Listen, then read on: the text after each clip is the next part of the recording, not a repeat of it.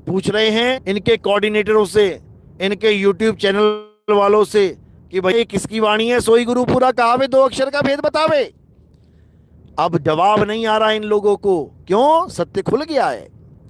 अब ये वाणी भी खुलेगी। कल लाइव चर्चा है एमपी खबर फास्ट वालों के साथ।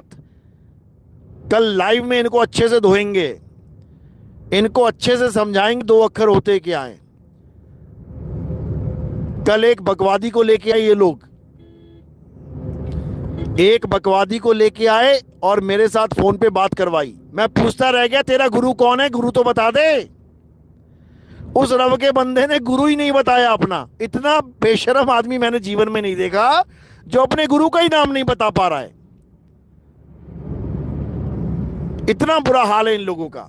और आए हैं ज्ञान चर्चा करने के लिए। एक नंबर का बकवादी। अरे इसको मेंटल हॉस्पिटल में लेके जाओ भाई, इसके इलाज कराओ दिमाग का।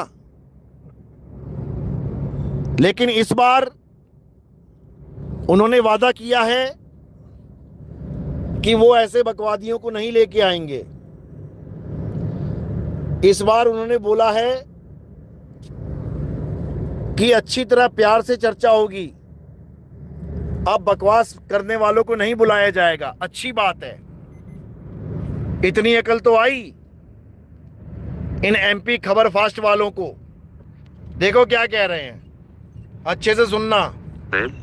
और लाइव में कोई ऐसी बातें नहीं होगी, लाइव में आराम से बात किया जाएगा और प्रमाण के साथ बात किया जाएगा।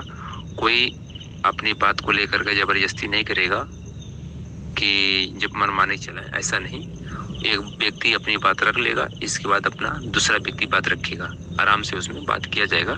किसी प्रकार का कोई जोर जबरदस्ती नहीं रहेगी और दोनों पक्षों का बात सुनी जाएगी वहां पर। सच साहब। तो अब इस भाई को होश आया है कि अब ऐसे बंदे लेके नहीं आएंगे तू तड़ाक वाले, क्योंकि ये ज्ञान चर्चा है, ये लठ चर्चा नहीं है कि यहां पे तुम लठ बजाओ। चलो अच्छी बात है, अकल आई भाई को। क्योंकि ज्ञान चर्चा में सबसे पहले प्रेम होगा तभी ज्ञान चर्चा होगा। और ज्ञान चर्चा का मकसद पता होना चाहिए, क्या मकसद है। ज्ञान चर्चा का मकसद एक दूसरे को हराना नहीं होता। ज्ञान चर्चा का मकसद एक दूसरे से बड़ा होना नहीं होता कि मैं तुझसे बड़ा ज्ञानी हूं, मैं बड़का ज्ञानी हूं। ज्ञान चर्चा का मकसद होता है कि जो सत्य है वो सबके सामने आ जाए। हार जीत होती ही नहीं है ज्ञान चर्चा में।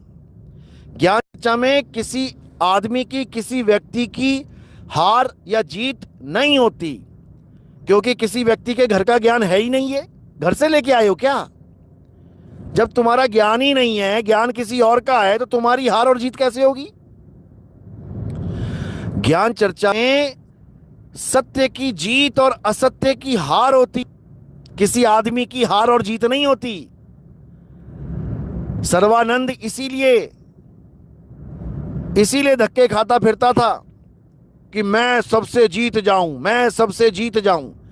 जब कबीर साहब के पास गया तो अकल दे दी उसको। वो सोचता था मैं सर्वाजीत बन जाऊं, सबको जीतने वाला। कबीर साहब ने दास बना दिया उसको। समझो। तो कल जो चर्चा होगी एमपी खबर फास्ट पे,